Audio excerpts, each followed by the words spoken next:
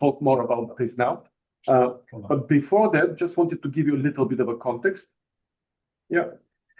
So this is, kind of the initiative started around the activities of our program in the Sprott School of Business at Carleton University.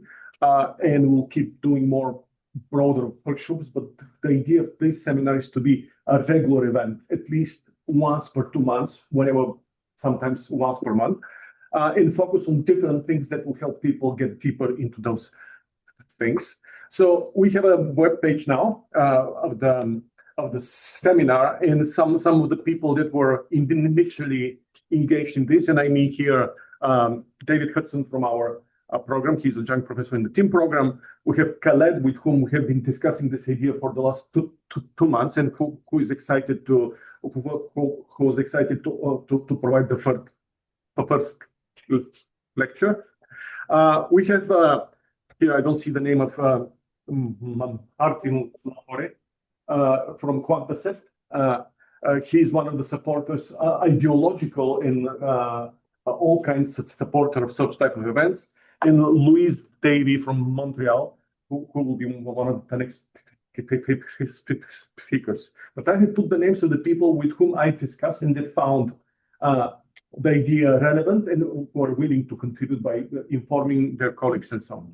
So a little bit about our program. The Technology Innovation Management Program at Carleton is a unique thing. I'm just showing you the type of master technology pathways, just for the sake that this is a program for professionals.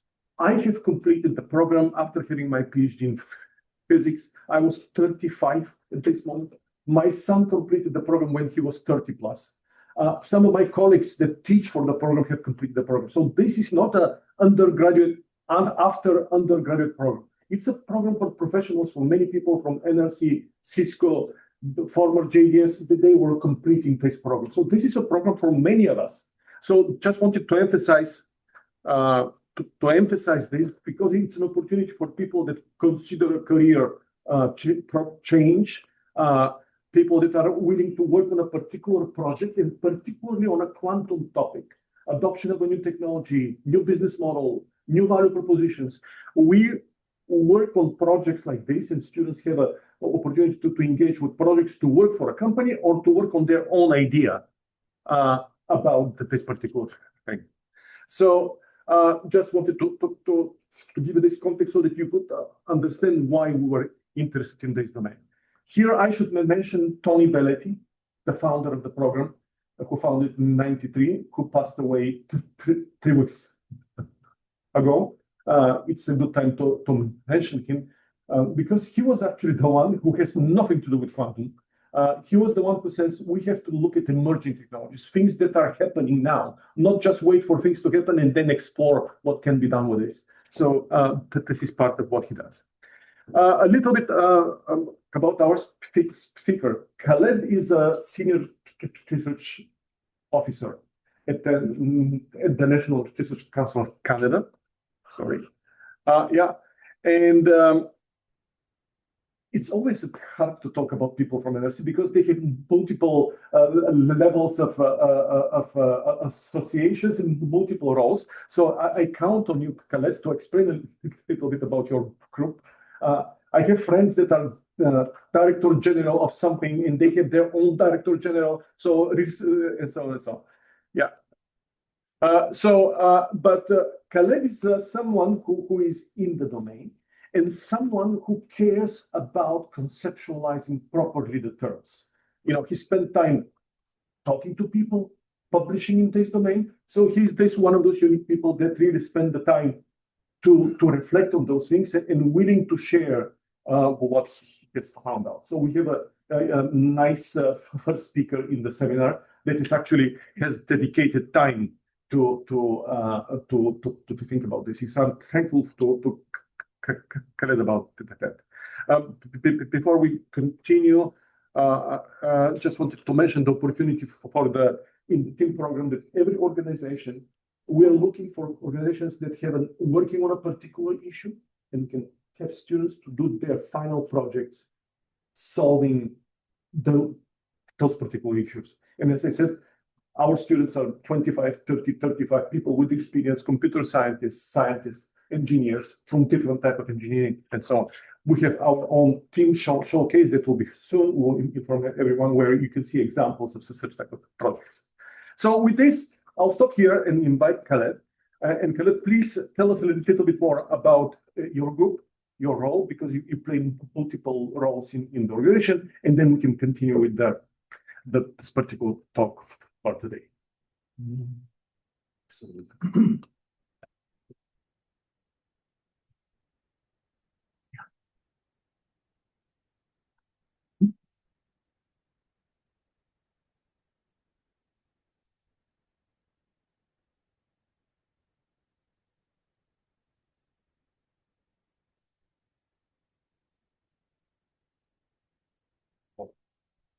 Either. Like this email. Sorry, everybody. I wonder if I have to make you not co-host, Stoyan. Wonder if I should take away your co-hosting because I keep popping up here. I'll see what happens. I don't want to lose anybody, but try. Can you click? Yep. Does it click? Yep. Okay. All right. I'll try to deal with the other. Okay. Well, thank you very much, Stoyan, for inviting me. I feel very honored to be the first speaker here. I'm very excited. Normally, I give talks to engineers and physicists, but this is really awesome that I'm actually invited to talk at a business school. So this is really, really special to me. It's really fantastic how quantum is now so much important in the business world and the opportunities that it creates. So in this talk, I'm not going to talk too much about the technology itself, but the fundamental concept. People tend to confuse or tend to sort of hype a lot. And so I want to make it clear these concepts are down to earth, they are intuitive, but they can be confusing. And so today, the talk I'll be talking about is about, do you need a cat to understand quantum mechanics? And I'll get to the cat part pretty soon. But it's a brief history of the concepts that led to quantum technologies. So with that, my name is Khaled Mnaymneh. I'm a professional engineer. I graduated from Carleton University I got my PhD there in Department of Electronics, so very happy I was part of that. Before I actually get into the talk, I just want to talk about where I come from. I work at the National Research Council. It's Canada's national lab, and we bring prosperity and security to Canadians through science. And we do that in three ways. We basically build knowledge, create knowledge. We support government policy. So the politicians, the policy analysts need to make decisions that are important. And we bring that evidence-based decision-making to them. And also, most of all, very important is we take concepts that are, basically knowledge creation and bring value to the industry. And so we want to turn value that we create in knowledge to value that is impacting Canadians and the world.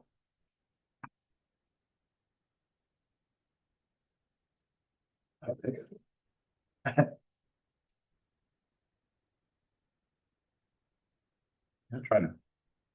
Excellent. Okay, so we do that in two fundamental ways. At NRC, we have research institutes, 12 in number, and they cover a whole broad of topics, from oceans and mining, aerospace, automotive, and emerging technology, which is the division I'm from.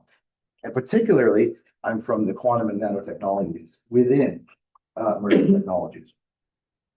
So essentially, a lot of things are focused in terms of the research, and this is where the knowledge is actually created. Collaborations are done with academia and industry. At the same time, we also support small businesses through the IRAP program. So when you have an idea, you're a startup or a small or medium enterprise, we help that with funding and also working with the scientists at NRC to increase the value of what you're trying to do. NRC also outlines the strategic priorities within science. So for example, right now there's four main strategies: foundational, digital, and all quantum, health and bio, and also climate and sustainability. We also protect our people, our neighbors, and the environment through the knowledge creation at NRC, reaching beyond diversity. So it's very, very important to us about diversity and inclusion, and research excellence, to do things in an excellent way. We have many mechanisms of collaboration. We have actually funding type programs, grants and contributions. We have collaboration centers that we talked about. All the RCs collaborate with externals. We have technical services. For example, out in the West, we have the telescopes that people can use. A lot of international projects and other forms of collaboration. So if you want to know more about this, please visit the website at NRC to find out more about how we can help you get to your goals. Particularly, I work in the quantum and nanotechnology, and there's actually a Canadian National Quantum Strategy. So we know that quantum is building in terms of the technology. We want to get it out of the lab into the field. How do we use it? How do we make things more efficient and better using quantum technologies? And so really, this is part of my mandate to support this in the field that I work in.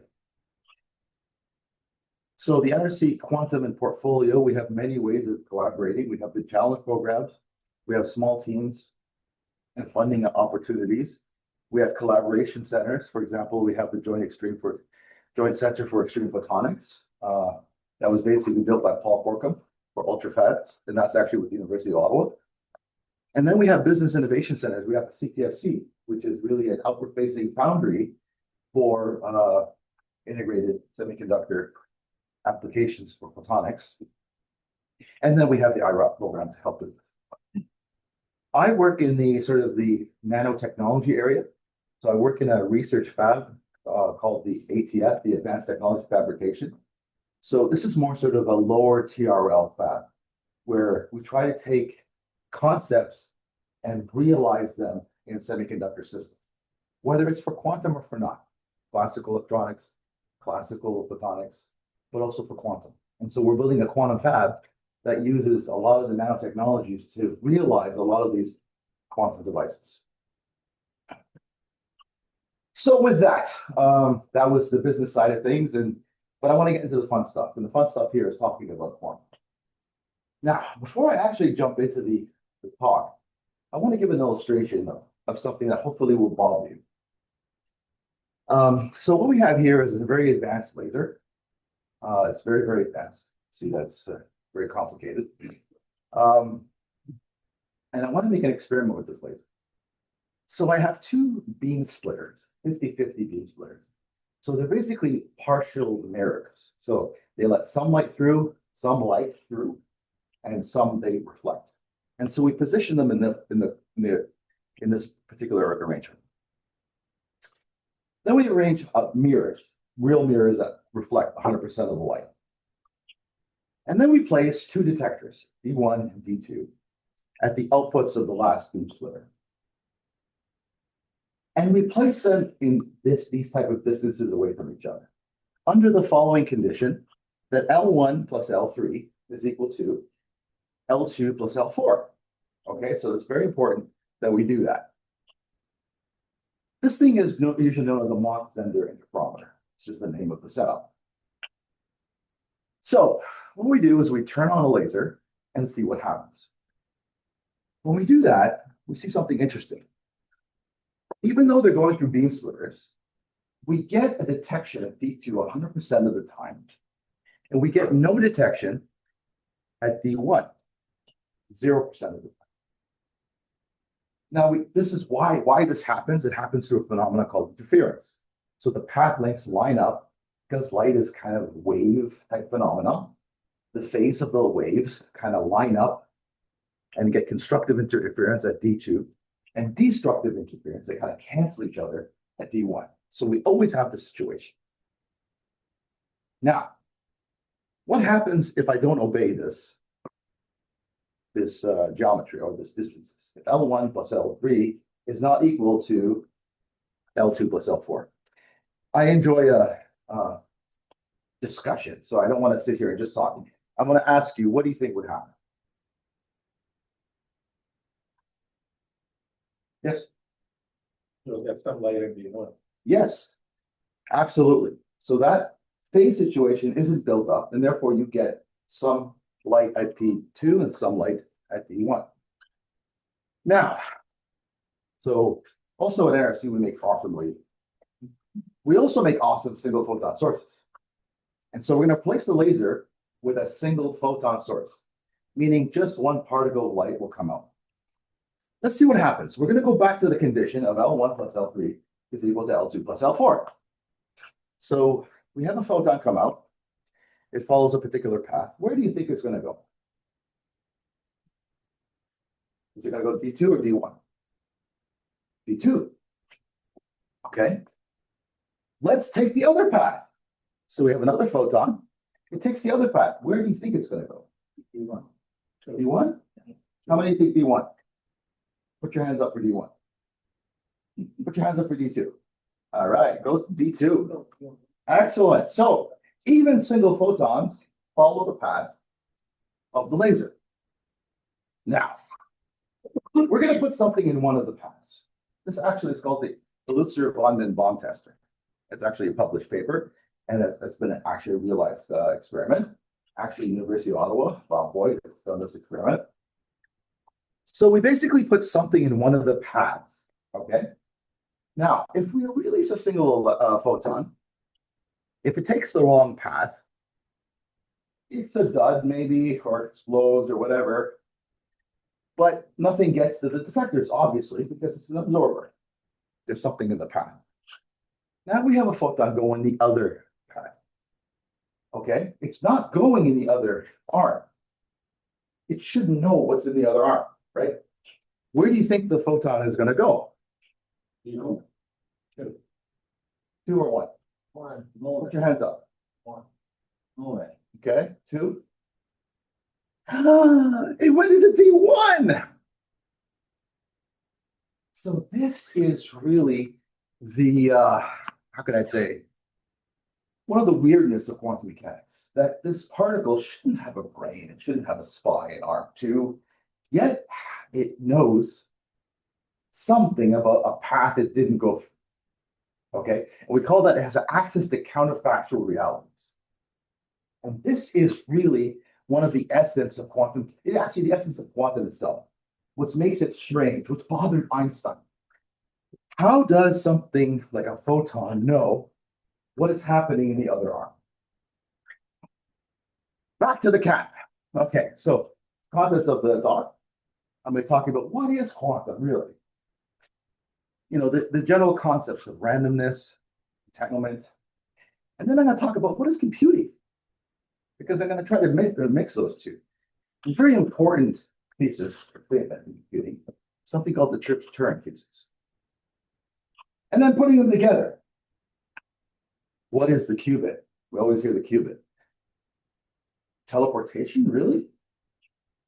And then the BB-84, named after Charles Bennett and Gilad Bassat, which actually got the Turing Award last year, 2025 or 2026, I can't remember. But this is like the Nobel Prize in computer science. So it's a big deal. And so we'll talk a little bit about what that is. It's an encryption scheme.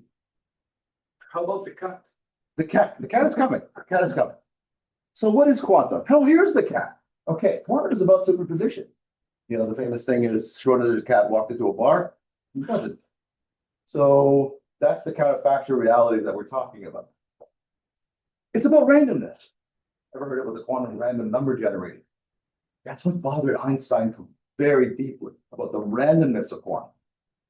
It's about entanglement, this weird phenomenon where how you can have information somehow going faster than the speed of light, which is incorrect, but we'll talk about that. It's about photons, fundamental particles. And strangely enough, it's about the observer too. Just to quickly step back, you know, in the Newton's time, the actors, you can think of physics as actors on a stage in front of an audience. And Newtonian physics is about the actors on the stage. Einstein comes along and says, wait a second, the stage has an effect on the actors. Space-time bends. So now the stage is part of the play. Then quantum comes along and says the audience is also part of the play. And this is really the strange thing about quantum, where when you make an observation, you can change the effect by the modes of that observation. And this is really the heart of some of the encryption protocol that we're talking about. So what is quantum? It's atomic physics. It's what atoms do. More importantly, it's those weird laws that happen down there. It's kind of like Alice in Wonderland. And that's where the cat comes in, the Cheshire Cat. He's kind of our guide in this weird world. Question is, can we bring some of that weird physics up to our level? And we can use it for new types of technology. So historically, what is quantum? It was really black body radiation. What does that mean? How did quantum really kind of get kicked off? Well, to the engineers in the group, we got Kirchhoff by Kirchhoff. Engineers know him through circuit laws and all that kind of stuff, but he was also very interested in light and heat. And so he studied the solar atmosphere. And from there, he started the science of perfect absorber, perfect reflector. And that was called the black body radiation. So really, before we look down, we looked up. Actually, you'll find that when you look at some of the techniques, the mathematical techniques in quantum were actually used for astronomy. The study of the sun led to a very, very, very, very important curve. That curve is called the black body curve. So it's essentially the intensity over wavelength. And we see that it kind of is well behaved. It kind of peaks up at certain wavelengths, but goes to zero at both ends. However, and this is actually kind of when you gather data, you kind of want to fit it to an equation. And this is called Wien's law. It's actually very hard to derive. You can sort of look at it and build it from the results, but it's not easy to derive. And when you use classical theory, it explodes. It's called the ultraviolet catastrophe. At lower wavelengths, smaller wavelengths, the curve goes to infinity. We don't see that. You don't stand in front of a fireplace and then burn because you ignite just by looking at the fireplace.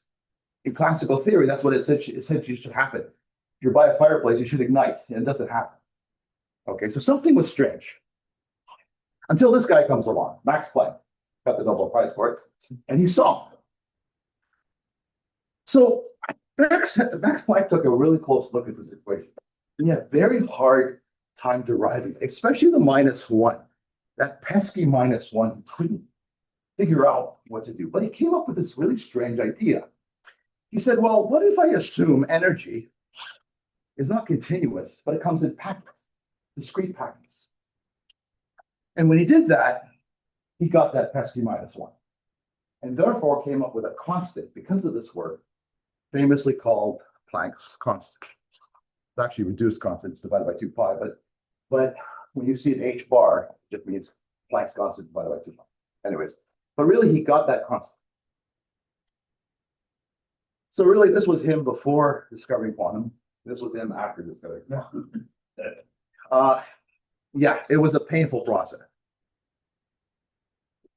But this was even hard to swallow for Planck. How could energy be discrete? This was actually a big problem. Actually, one of the reasons why it wasn't accepted at first. But there was a guy who did embrace it. This guy. And he got the Nobel Prize for actually embracing it because people know him as general relativity, special relativity, space-time, all that kind of stuff. But really, he got the Nobel Prize for something called the photoelectric effect by assuming the existence of photons. So what is the photoelectric effect? It's really just a situation where with the right wavelength, no matter how low in intensity, you'll get an injection of electrons. But if it's the wrong wavelength, no matter how high the intensity is, you won't get anything coming out. And this is really the general concept of detectors. So really, Einstein is the father of both of them. However, something was brewing in the background because of the discovery, and it had to do with its units. It implied that there was a fundamental uncertainty to reality. So if we say, let's say we take a position of momentum and put them on the X and Y axis, that's actually called phase space. If we point to a point and we say that H is equal to 0, that means it's going to give you a specific momentum and it's going to give you a specific position. However, because H isn't 0, it's not 0, you get this fuzziness that occurs at the point, which translates to a sort of a range of what the momentum can be and what the position can be. This led to the famous Heisenberg uncertainty principle. And yeah, he got the Nobel Prize for it too. Now, if you want to have an intuitive understanding what the Heisenberg uncertainty principle is, imagine you have a really good camera and a really bad camera, and a really fast sports car is going by. With a really good camera, if I took a picture, it looks like the car isn't moving. But with a bad camera, it's a blur. So we know it's moving, we just don't know where it is exactly. So if you know where something is, there's an uncertainty in how it's moving. If you know it's moving, it's kind of uncertain to where it actually is. So really, that's it.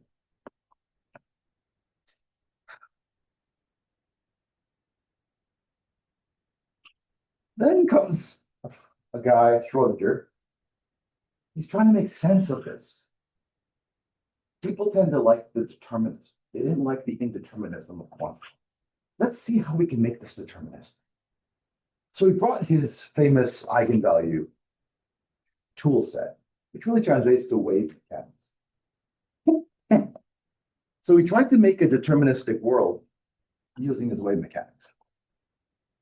Even that, though, there was some randomness that he could not explain, which led to his very famous quote, "If I had known that we were going to get rid of this damn quantum jumping, I never would have had anything to do with the quantum." This was very frustrating because from those days, physics was brought to us in a deterministic way. If you knew the position, you know the momentum, you can basically guess what's going to happen perfectly. But quantum added this indeterminacy that was hard to swallow for a lot of physicists. This brings us to his famous cat. If you could somehow connect that atomic indeterminacy to the real world, that means that that fuzziness should carry to bigger objects. And he came up with this thought experiment about a radioactive source, which is really an atomic phenomenon, and a Geiger counter connected to a hammer. And under that hammer is a flask of poisonous gas. And beside that is a cat.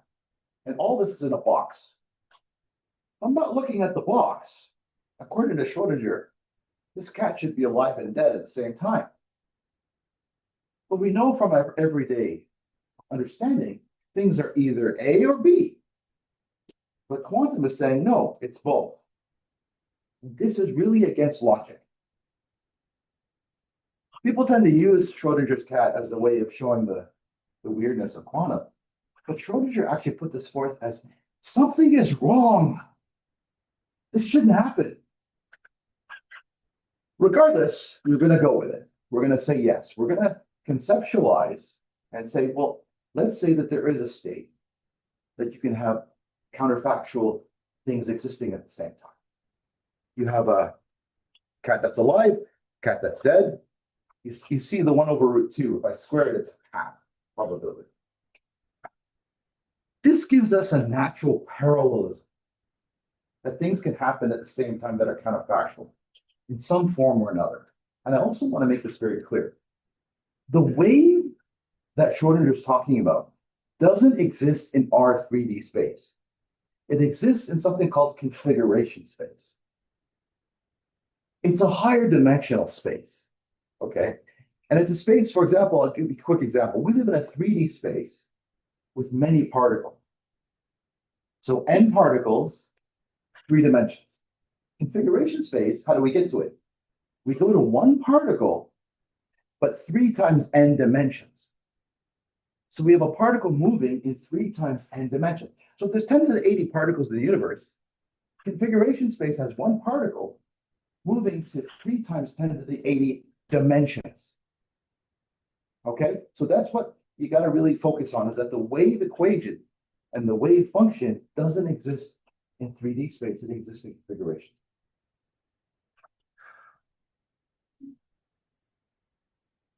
Now it comes the randomness. So 2 extremely important concepts that contribute to quantum computing are, like I talked about, this parallelism, this sum over histories, many worlds, Everett's many worlds interpretation. That things are, maybe in movies, you see that a lot in movies, the multiverse in the Avengers, and randomness. In 1931, a renowned mathematician by the name of John von Neumann, very famous, he gathered all the laws, the mathematical laws of quantum that were ad hoc at that time, put them in a book, and proved that there is no such thing as hidden variables, which fundamentally says that our world is fundamentally non-deterministic, fundamentally random. This was the fly in Einstein's ointment. Einstein wasn't opposed to statistics, but he could not believe that it was fundamental. So with that, because Einstein is the father of causality, relativity, determinism, okay? So with that, him and his colleagues, Podolsky and Rosen, put together a paper in 1935 to try to disprove quantum, in a sense, that's incomplete at least. He inadvertently created entanglement. So by him trying to disprove this, he created another feature that's very important in quantum technology, which is entanglement. So it's the third ingredient for quantum computing. Entanglement essentially are correlations that happen instantaneously. Okay, I'll give you an example. In quantum, because the box is closed, when I open it, because I'm an observer, I force the state through observation to be in one or the other state. But when the box is closed, it could be in both. Now, if I have, let's say, a sock, quantum sock, and I have a pair. I put one sock in one box, I put another sock in the other box. Generally, socks are either coming right, left, right?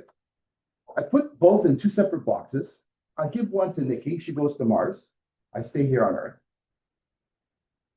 Nikki opens the box on Mars. When she does that, she sees a right-footed sock. Okay? I didn't open my box yet. And remember, it's a state.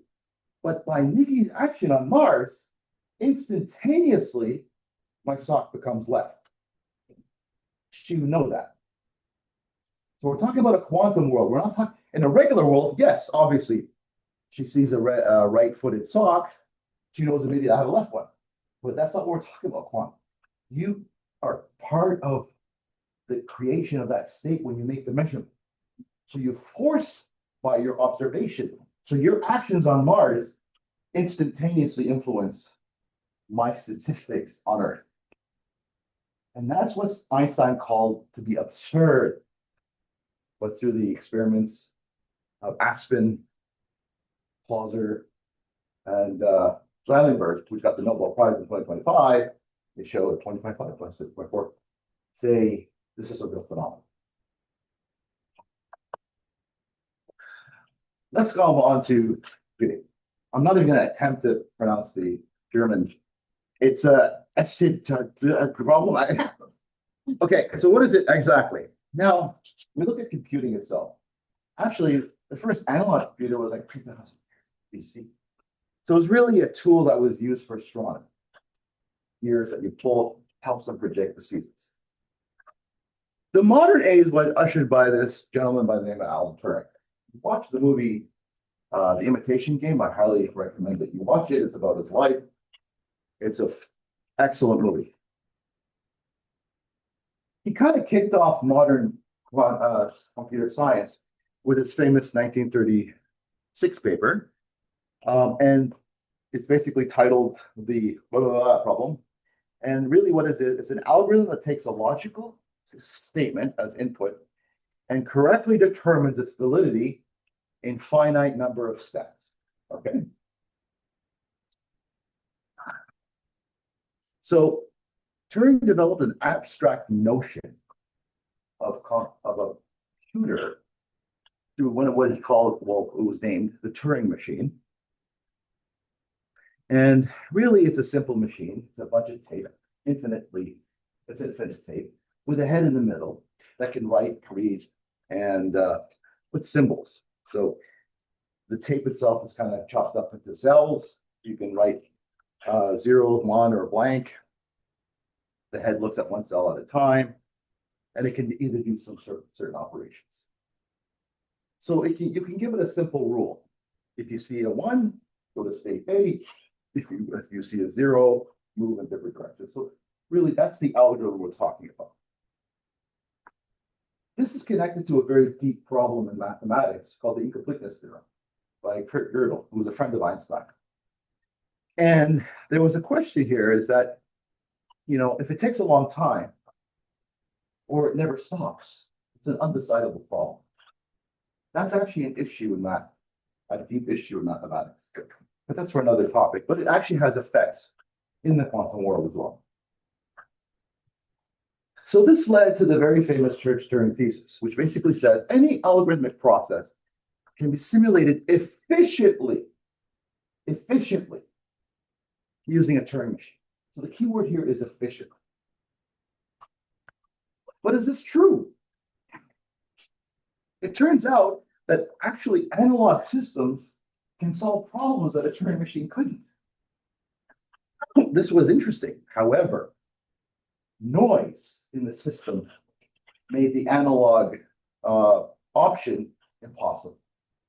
So the Church-Turing thesis stood that test.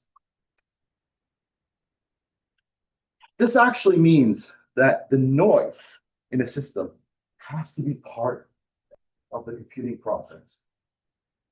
You have to take that out in the concept of efficiency. But wait, we have a new challenger to the thesis. Randomized algorithms. Monte Carlo, you heard of Monte Carlo algorithms, where they're using randomness to solve. You get to a point where actually a random algorithm can outperform a Turing machine. So it's more efficient using randomized algorithms. So basically, the challenge appears to be easily resolved by simply modifying the thesis. Well, we'll just say probabilistic. But really, are we going to keep doing this? Every time we find something that beats the Church-Turing thesis, we're just going to modify the definition? No. Maybe. This comes to the birth of quantum computing. So in 1985, David Deutsch asked whether the laws of physics could be used to derive an even stronger version of Church-Turing. Meaning, because reality is fundamentally random, and we can make a machine with this, can a quantum computer be more efficient?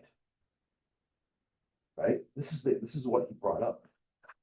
And basically, because the laws are ultimately quantum mechanical, this led to computing devices based on quantum, which is quantum computing. All right. Any questions so far? Yes. Yes. You said that it's important configuration space to keep in mind that what's happening is the configuration space. And then going to the socks. So the quantum case, the sock is both left and right. But when you open it, it's one of them. So is this a kind of a projection from the configuration space? Absolutely, yeah, you're right. So I'm actually part of configuration space. Remember I said 10 to the 80 particles in three-dimensional space become one particle in 3 times 10 to the 80 dimensions. That involves my atoms too. So this is part of what's going on in classical, in configuration space. And what quantum mechanics actually does is give you mathematical tools to understand what's happening in configuration space. You move to something called Hilbert space, but again, I'm not going to get into the details of it. You're going to need 3 or 4 years in physics school, maybe a master's and maybe a PhD to really get a handle on this. And that's not, I don't have time for that right now. But really, that's some of the insight in that. Okay, let's talk about the famous qubit. Give it an intuitive feel. So that's me and my daughter Noura in the backyard, and we have a garden hose that we're holding. Okay, and I think every kids have done this before. And time happens in this direction.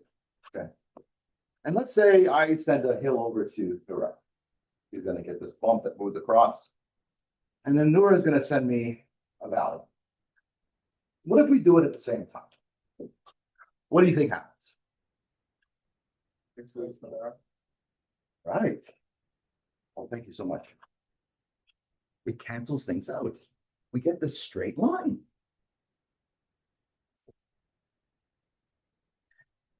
So really, if you were to take a snapshot, there's no difference between this state and this state with what you see at that moment. But the next moment, that's the qubit. The next moment, I get what she sent me, she gets what I sent her. And that's the measurement. The key thing in the technology is to try to freeze that moment. In the backyard, in the garden, we can't really do that. But if you make technologies at low enough temperatures, or you use photons, you can hold that state. And if you hold that state, you've got access both to the hill and to the valley. So I can manipulate that line, which means I can manipulate the 0 and the 1 at the same time. The parallelism that we're talking about. And when I'm done, I can read out what I just did. So using mathematical formalism, rocket notation, all that kind of stuff, really that equation just tells you what I just talked about. Okay. We use math for shorthand because if I were to keep talking about this all the time in words, I would never get to the solution of the equation. So I convert the symbols to actually help me figure things out. So we say really the alpha and the beta can represent the sideness of the hill and the valley. And that's your qubit. So alpha and beta are there, but they're in the qubit. And I can then manipulate the qubit. So by doing certain operations on the rope, I can switch alpha and beta. Therefore, now I'm doing operations on the qubit. If you look at light, for example, if the background is a certain polarization of light, and I put a filter that has perpendicular polarization, I block out all the light. Nothing gets to your eye. That's the alpha and beta qubit that I'm talking about. If I put another polarization in between the sorts, all of a sudden light. That's the operation I'm talking about. Okay, so these operations I do on the string, whether it's a polarizer, a filter, a magnetic field, that's what I'm doing to the string. And then we kind of represent this because it's a 2D problem, you can put it on the surface of a sphere. And then each operation moves where you are on that sphere. You're on the equilibrium, you cut up a superposition state. If you're at the North Pole, you're definitely 1. If you're at the South Pole, you're definitely 0. And the operations that you do move that point on the Earth or the sphere. So really, when we go from the classical world of electronics of a NOT gate, for example, we can start making other operations in quantum, where you can manipulate. The X and Z really were historical because they're tied to the directions of the magnetic field. The Z direction or the X direction of the magnetic field, which actually does the manipulation of states. And the Hammondard gate, which basically takes you to the equator.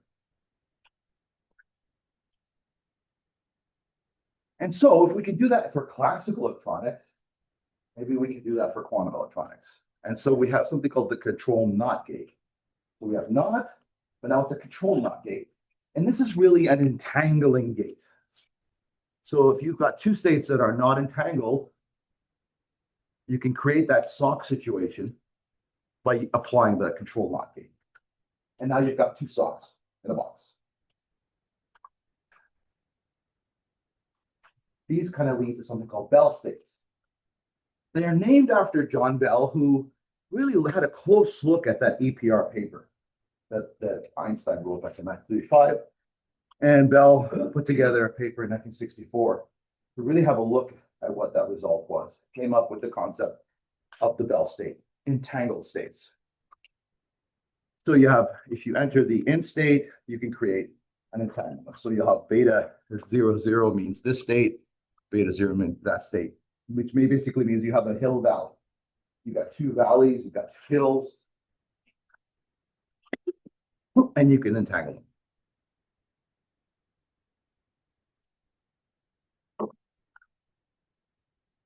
So maybe if we can entangle things, distance doesn't really matter. Maybe we can teleport things. Teleportation would be great because it would be a good way of protecting information. Instead of sending you the information, I just teleport it to you. So anybody who tries, they cannot get that information. I have it always here, and Nikki has it always there. It doesn't cross between me and Nikki. What crosses are the entangled pairs. Okay? So if I want to stop communication, I can, but I'll never have access to the plans.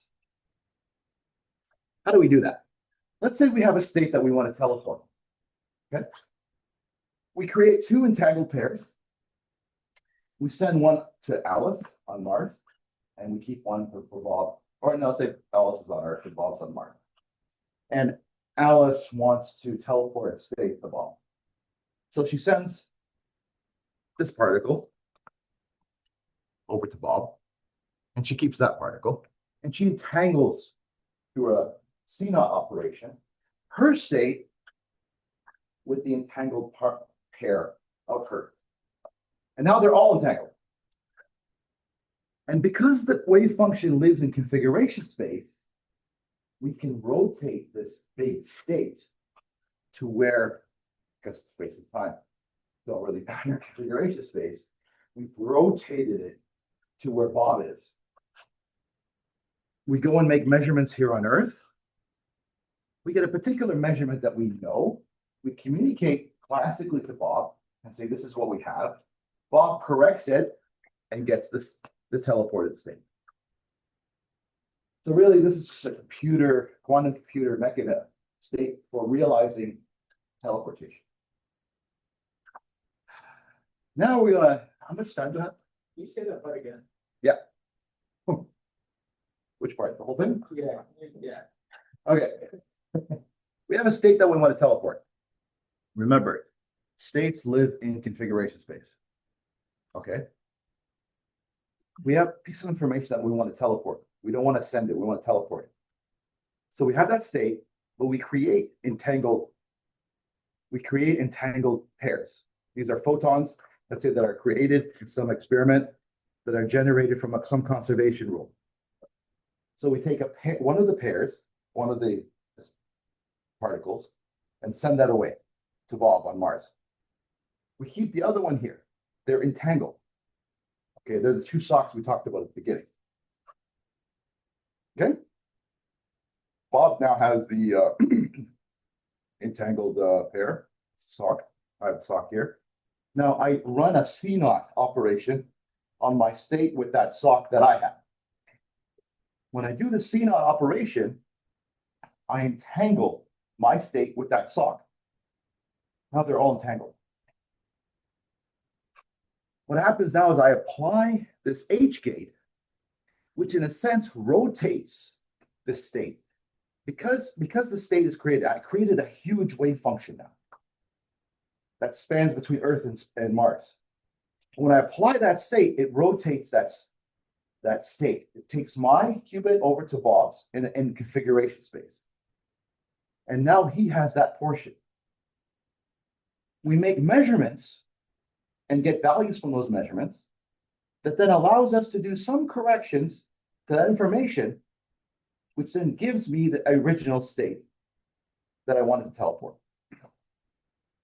Now, it's it's a matter of correlations and information.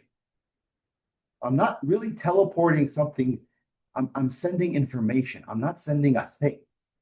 Okay, so it's correlations that happen through physics. Like this is the whole point of quantum computing, quantum technology, is that in classical technology, I don't assume the world gives me anything. I assume that I have to put everything together. But because of quantum physics and these relationships that we discovered, we can use them as resources in our information processing. That's why quantum technology promises such beautiful things, because the resources are already there. We could take away some of those resources, makes things more efficient. That's why you'll hear you can break the RSA with a regular computer, but it's going to take you to the age of the universe. But you could do that a lot faster, more efficiently with a quantum computer. Okay? So really you're exploiting the relationships that happen in reality, like conservation rules and all that kind of stuff, and bring that into your information processing. Yes. So the information gets to the other side, and you say allows us to make corrections, so there has to be some basis to know that there's an error that needs to be fixed. Yes, There exactly. has to be some mechanism to trace that. Yeah, that the devil's in the details, right? There's error correction, things like that. And it really, I'm just trying to explain the general concept, but then you're right, the world comes in and scrambles there's coherence and all that kind of stuff. I'm talking about an ideal situation. So it's kind of similar to the classification, right? Because you said it's information and correlations, so it's basically the same concept. Yeah. What's different in one? I mean, if you're sending information and you're sending the correlation so that the other party of the circle, the next party would be able through this information and correlations identify what was the original information that you sent. So what is really different here? The real difference is that you're actually using physical correlations to entanglement. So when you go back to entanglement, what is actually causing entanglement? It's a conservation rule that occurs, right? So if I have a situation that sort of decayed, I have to maintain conservation of momentum. I also have to maintain conservation of energy, right? When I have particles that go in different directions, that's conserving conservation of angular momentum, things like that. I use those conservation rules to that in my information scheme. Basically, that's what quantum. We don't do that classically. We just say this is the algorithm, so we need to do everything in serial.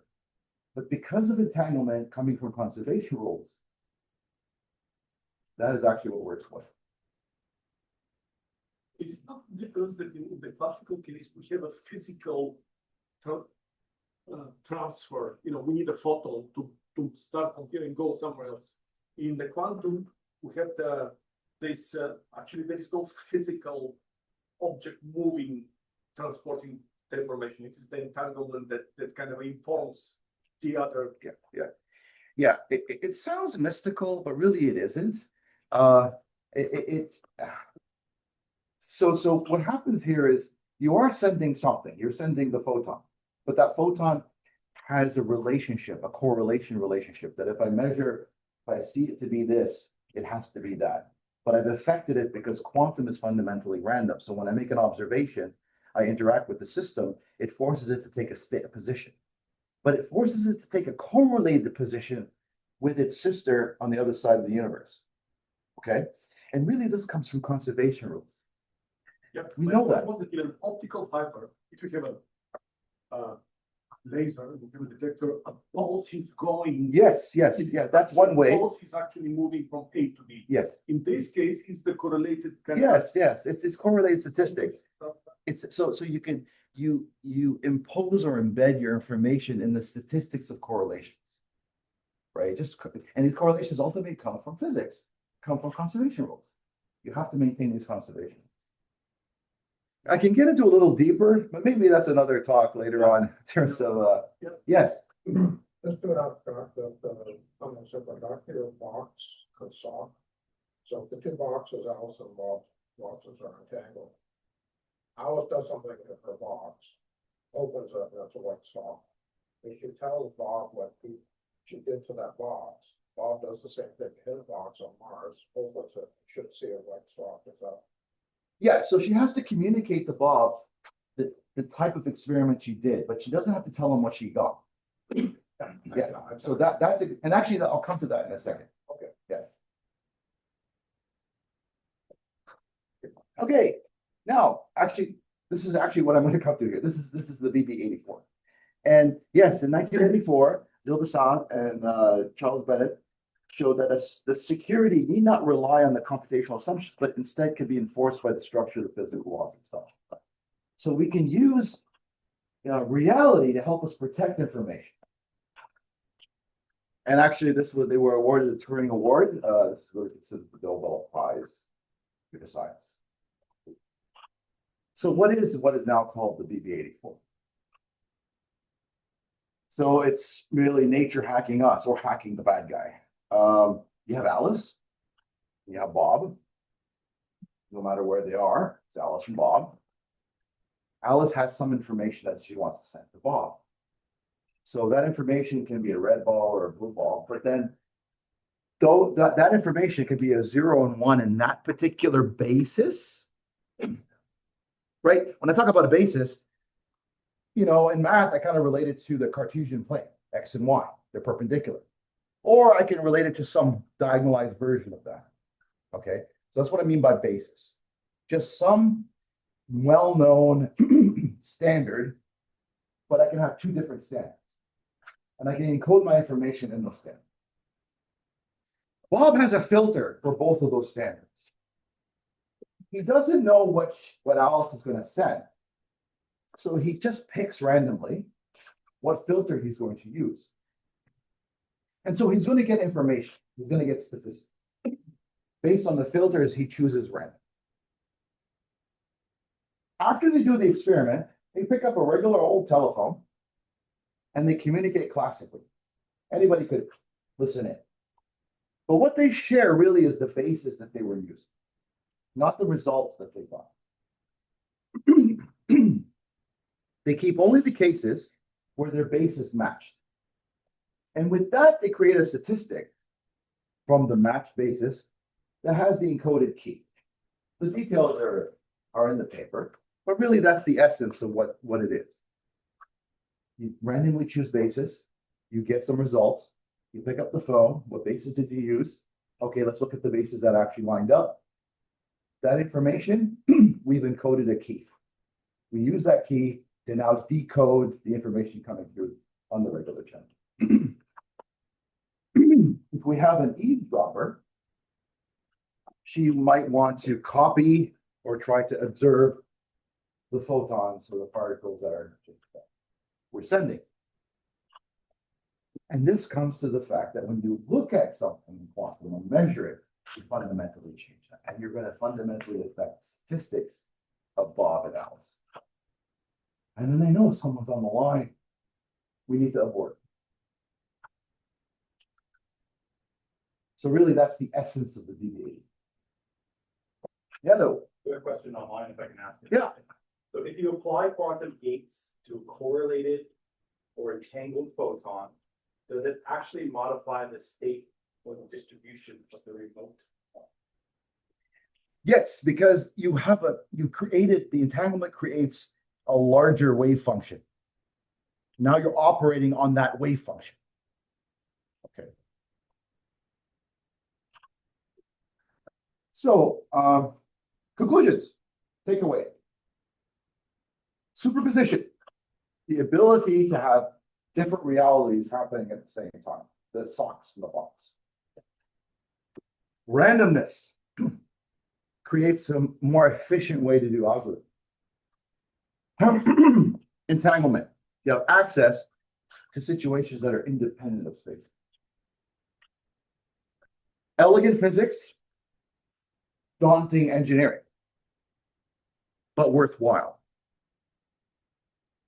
What's the business case here? So because the promise of quantum is so enticing, we want to realize it with the engineering. Let's say Professor Michel comes up with a way and this proves something. What's going to happen? Well, from an engineering perspective, we've worked so hard on the new type of materials and the new type of schemes and making the classical electronics so fast that it can do the measurements properly. We can always have a dual use for that. There's always going to be innovation in the engineering to realize the physics that we need for quantum. So it's a win-win case where even though, let's say we find all this is gobbledygook, it doesn't really matter because what you really invested in was the material system, was the electronic system, and that has value in and of itself. So was a cat necessary? Absolutely. In Wonderland, the cat is your god. Now, is everything you heard here correct? Maybe. Maybe. I published a few articles on the foundations of quantum mechanics and had a closer look at some of these issues about a classical quantum boundary. You know, people tend to think that classical mechanics is a smaller part of quantum mechanics. I suggest an upside down version of that. I'm also working on a third paper. Is quantum computing different in a galaxy far, far away? Is Planck's constant somehow related to the cosmological constant? Are these constants in nature somehow tied together? And with that, I thank you very much for your attention. Questions? Okay, before we start with the questions, I like the example with this box. So let's just confirm one thing because it refers to two of the fundamental concepts, superposition and entanglement. So you gave the example with the box. One box has the left, the other box has the right. Two people go away. If one checks what's in the box, and that's the classical picture, right? There is nothing quantum here.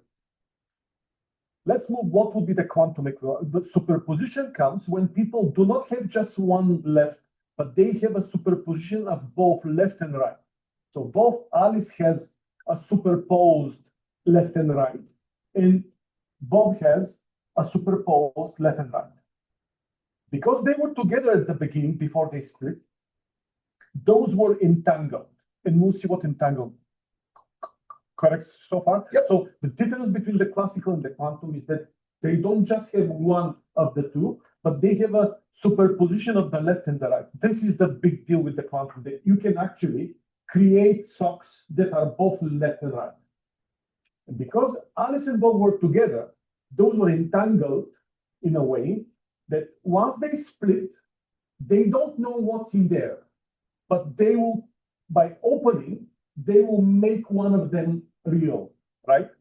And they don't know what this thing will be. So it's not that easy as, I just have the right one, and when I open it, I see it's the right one. Therefore, they will have the left one. It's not that. It is that by opening, I enable one of the two, left or right, to become real for me. And the big trick is that this act of me realizing one of the two does the opposite for the other one that could be 10 kilometers away. Is this correct? Absolutely. So test the example of superposition in entanglement. Superposition is that you have actually something that's both together, and there is a way in quantum to create such type of entities.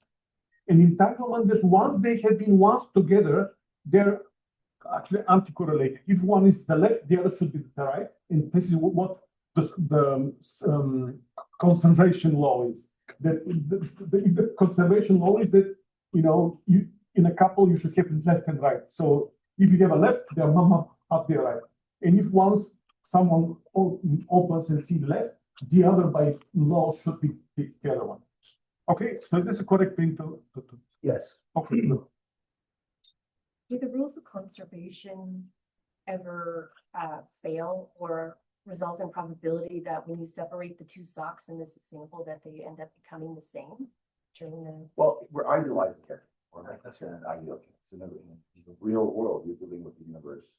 You're dealing with the external environment, right? So the environment kind of comes up, kind of mangles those laws up there. And like if you're traveling and let's say you're being absorbed and re-emitted, right? That process somehow is going to affect the conservation rules. So in an ideal situation, that's why you've got quantum systems, let's say, working at millikelvin. Like we're lowering the temperature so low that the environment itself is kind of freezing out, right? And so now we can deal with those conservation rules clearly. But when you go to room temperature, you've got a warmer environment. That warmness is vibrations, and it's going to mess things up. So ideally, yes, as far as we know, conservation rules are fundamental. But then when you bring them up to a world that's chaotic, maybe that kind of relationship goes away. So that's why quantum information is very fragile. And so one of the things, I'm also a material systems architect. So I look at material systems that can preserve and remove loss from the system. Because once loss gets in, it takes the quantumness away. Even though, you can lose information, but at the same time, it turns quantum systems into classical systems. Okay. So yes, and in a crazy environment, no. it could be both. It could be both.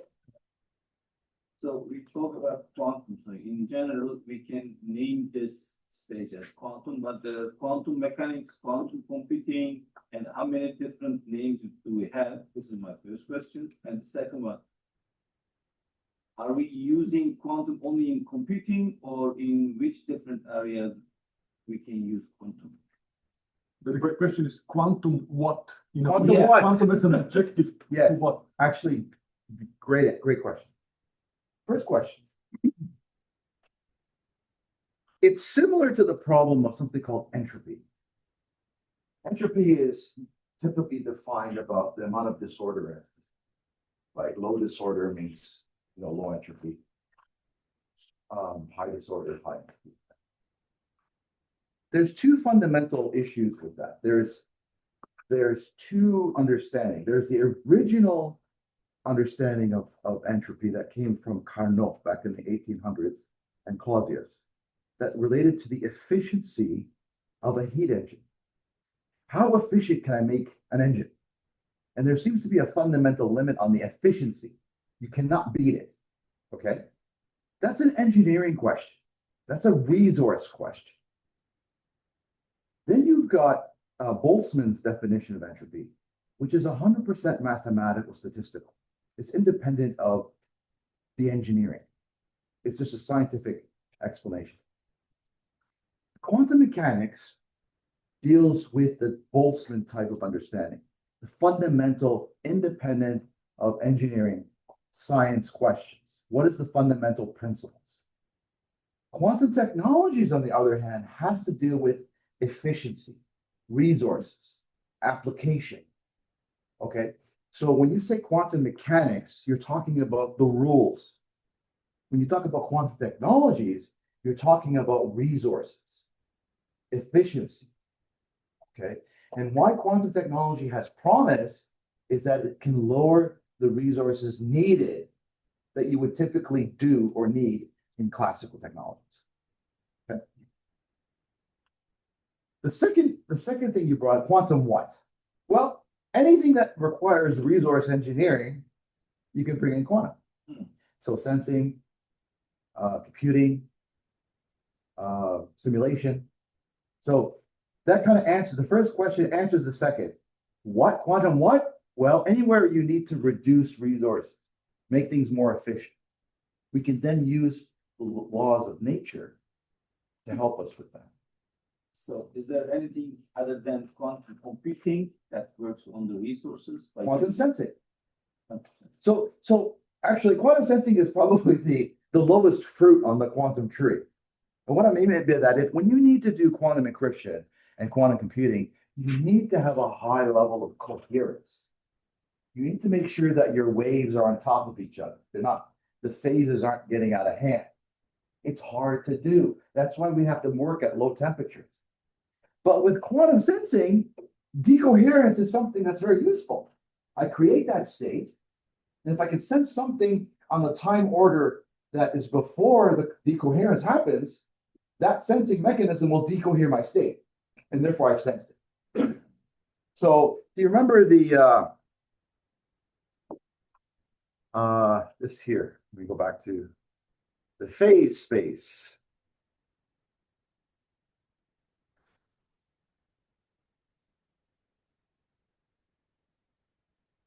Where am I?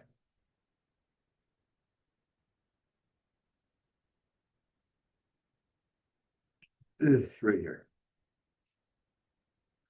You see that big blob? It's circular. There are mechanisms that I use for nonlinear physics, for example, that can take this blob and squeeze it either in this direction or in this direction. If I squeeze it in this direction, my accuracy in the position goes high, above what's classically allowed. Okay, so I can really be precise. And this is actually one of the mechanisms for trying to find gravity waves. If I have a squeeze state in the position and a gravity wave from an exploding black hole or whatever comes by, I can sense it because now I'm below the natural noise. Or I can do that with motion. So I squeeze it this way or this way. I squeeze either the position or the momentum, and I get high accuracy beyond classical. So when you say quantum sensing, all you're doing really is playing with that squishy ball. It's incompressible in the sense that you can't squish it completely. If you squish it this way, the accuracy has to be bad in the other way. Okay, so it's a conservation of volume, but you can manipulate that probability. Okay, one point, we'll continue with the questions, but just before I forget. So we're engaging in a journey. There'll be more to come and we'll be learning. So we'll back up every talk with some references that you can actually use, things that we've taught. I will send you the references of Khaled's papers. And there are two other references that I think are from the same author, Zubairi. I'll send you the references. One of them is a little bit more intuitive. The other is very similar, but a little bit more involved, even though it's not high level. It's a kind of a high school first year university thing. So you'll get these references, and what you will realize that actually, if we try to understand qubits superposition entanglement, there are two very interesting lessons from today. One of them is that using photons as qubits is easier to understand qubits. So this is an interesting realization before going to spin and other things. But using photons as to understand the nature of qubits is easier than other type of it. And this will be reflected in the references. And the second is that, interestingly, quantum cryptography is an easier entry into the quantum. It's very interesting thing that actually cryptography pushed up the interest towards quantum because people realize that there is something real there. There is a reason behind it, and you will see it in the references. But just wanted to mention this. This is not just we are talking and we're going. We'll follow up with references, and you'll have an opportunity to get deeper into those. And we fully realize that some of those things are unclear now, but it needs a reflection. Those are not obvious. The good news is that in addition to SOCs, you can actually understand how photons are used in cryptography and computing. Okay. Other questions? At NRC, do you have any quantum technology you can share with us? Of course, yeah, I would love to do that. You have a quantum computer and you can share with universities. We can Just for the weekends. Actually, the story of the Imitation Game, the movie there, it talks about the Enigma machine of World War II, and the Brits were able to crack it, right? And it was more than top secret. So I'm sure that if anyone has a machine that can break RSA, they're not going to tell you they have it. But so that's the first thing. Whether you have if you have a quantum computer, people are not going to probably tell you they have a quantum computer. But in that case, if you're talking towards research in the quantum computer aspect, yes, NRC is heavily involved. But in the quantum computing, there's different types of modality. modality here means how do you implement the quantum information? So at NRC, we're very good at photonic qubits, and we're very good at spin qubits, particularly semiconductor spin qubits. But then you can have spin qubits in neutral atoms, trapped ions, all that kind of stuff. So some things we prefer to work on and invest in, and some things we collaborate, perhaps maybe on the theory aspect of it. So with the photonic and the semiconductor, NRC has a very strong decades history in semiconductor physics and decades of history in photonics. And so to go from the classical applications of semiconductor and photonics to quantum was a no-brainer for that in that case. If you're looking at neutral atoms or trapped ions or superconductors, for example,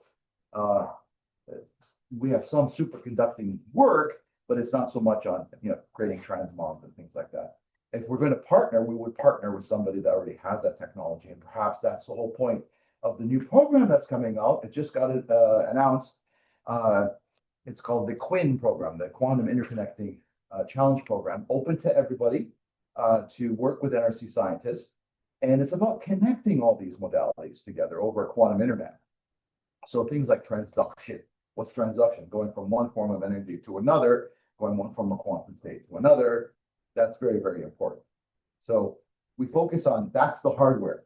We have also algorithm people in digital technologies. And we also have a challenge program as that for algorithm or software type.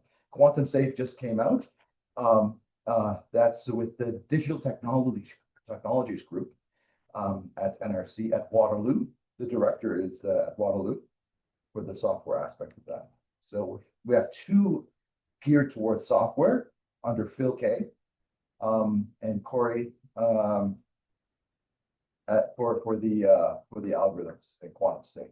So Quantum Safe is protecting yourself against a quantum computer, but then there's the quantum algorithms making something that can run on a quantum computer. And then we have the quantum sensing. There was a question on mic. Eric, can you unmute? You wanted to speak? Yes, thank you. So Eric Johannes here from Digital Technologies at NRC, but not from Karai's team or the quantum teams here from the language processing team. I want to elaborate on the question I asked earlier about, when you modify the state of one photon, what happens to the other, and maybe ground it. Like if I modify the state of one qubit, your short answer was that, yes, if I have two entangled qubits A and B and I flip qubit A, then qubit B somewhere else also gets flips. And that just completely defies understanding. And I realize, there's kind of a limited normal world perspective here, but nonetheless, it's really not just there's a correlation that you can read, but you can actually change the state of one and have the other one somewhere else be modified by that process. Yeah. So have you heard of something called the cosmic bell test? No. Okay. So this actually was an experiment done by Anton Zeilinger, one of the Nobel laureates that got the prize. And what they were doing was, instead of us manipulating the states, let us use light from outer space, particularly from two different directions in outer space. So you've got two telescopes pointing at two different parts of the sky, and they're controlling the manipulation aspect of it. And then they found correlations. So that brings us to a bigger problem. Is the Big Bang a conservation rule that occurred that has these fundamental correlations, reality? So this is where you've got questions of free will, determinism, what is reality? What is the fundamental principles that are behind it, right? So it gets complicated. It can be moved into a philosophical realm. But right now, from the engineering perspective, how can I exploit these correlations to reduce the resources needed to do some type of engineering application? So it's a big, very interesting, very enlightening, very frustrating debate. But I highly recommend have a look at the cosmic bell test. Also, they did a test with the internet where they found correlations across the globe using participants across, and they gave, I forgot the name of the paper, but it was a game that used the whole world and found correlations, quantum correlations in those experiments. So it's fascinating. It's crazy. Maybe it seems it's like, was it Arthur C. Clarke said that was the famous quote that magic is to a what is it? If you're sufficiently low in technology understanding, you can't separate science from magic, right? So it could be a situation where we just don't know enough. It seems mystical and magical, but there will be an explanation in the future to say, ah, yes, there's this variable that we didn't look at. Okay, we have 5 more minutes if there are some more questions. Thank you. So my name is Khaled. I work at Nokia, and we started hearing like quantum encryption is now a big thing, and it seems like it's permeating into our commercial products. So my question is more on the application commercialization side. When I hear something like quantum encryption and quantum key in our solutions and products, does that mean that basic principles in terms of entanglement are being applied similar to the stock example? Like, are those fundamentals, or is it more of like a commercial gimmick still at this stage? I'm trying to understand to what extent are these fundamentals carrying into the real life products and solutions that we're now selling in. I was shocked. I was interested in NordVPN, right? And I was like, oh, okay, well, let's see how I can use this thing. And I'm playing with the settings. Then I see quantum safe. Yeah. And click it on or off, right? Woo, really? Wow, cool. You know, like I was stuck in the lab. When I see something outside in the real world that says quantum something, I'm like, what? Really? So yes, actually, so if you're trying to protect against, this is why they have something called store now, encrypt later, right? So with the assumption that quantum computers are going to actually happen, you can take the data that you stored now and decrypt it later and retroactively or whatever cause problems. So what people are doing now when it's quantum safe, for example, is that it's harder to do that. So those are the kind of things that you're kind of, it's like whether it's a boogeyman or not, you need to make sure that you've covered your bases. And as the technology gets better, more of these quantum phenomena become more accessible.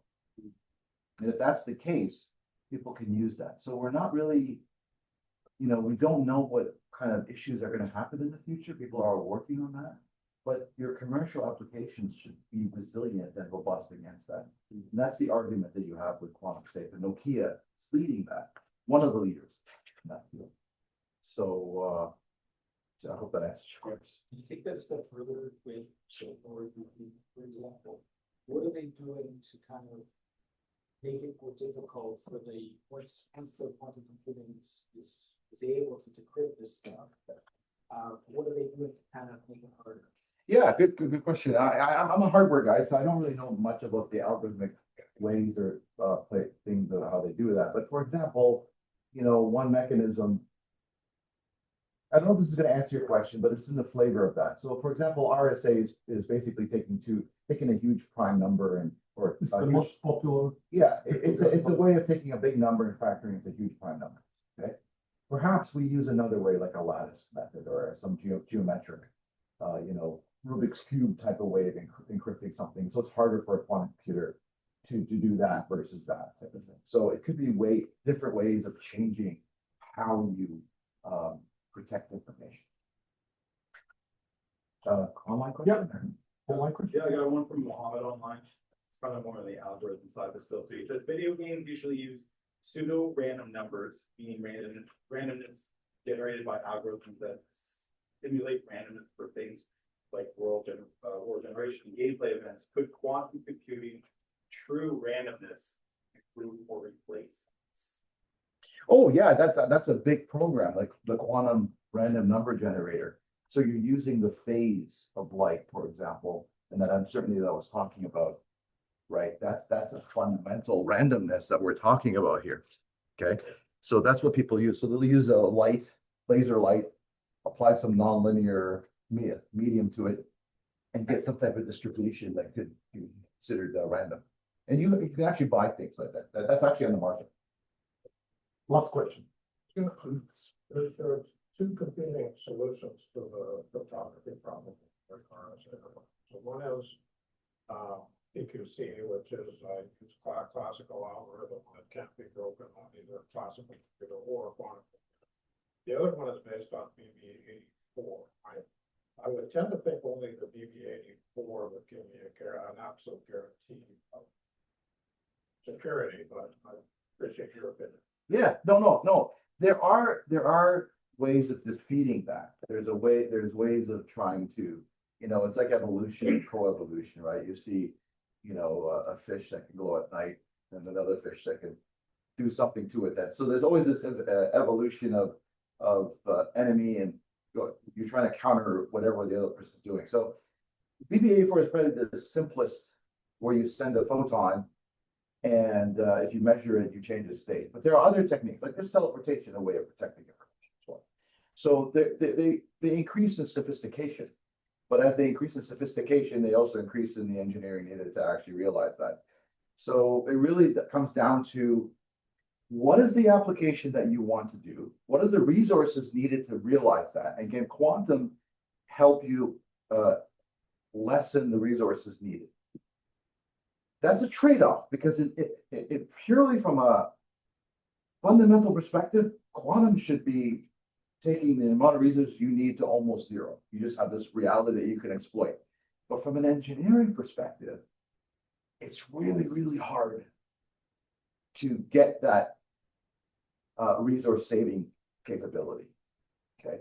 And this is where the win-win situation comes in, where you've worked so hard on the engineering that the applications are going to be very useful somewhere else. Like the microwave, for example, was a technology used in World War II, and now we use it to heat our food. Everybody else has it.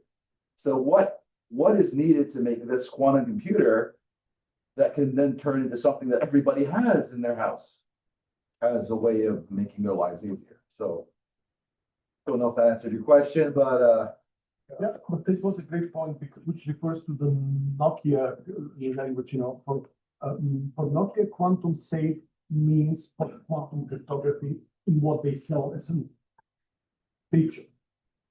They of course they work on the quantum key distribution in the quantum side and so on. But we need to make a difference between quantum cryptography, what Khaled was talking about, and post-quantum cryptography, which is a classical algorithm, but that is strong enough to deal with the threat of potential quantum computers. We'll talk more about this in the future lectures, but it relates to some other things. Interestingly, we have one of the companies in the world that does post-quantum cryptography, Crypto4a, which is in town. We're glad that Nokia, actually, the quantum safe unit of Nokia is headquartered in Ottawa here. So it seems that Ottawa, one of the features of the quantum phase of Ottawa is post-quantum cryptography. And with this, I would like to thank Khaled. We have opened. As I said, we'll follow up with some of the references with the plan for the next meetings. Just stay tuned. thank you. Thank you. Thanks.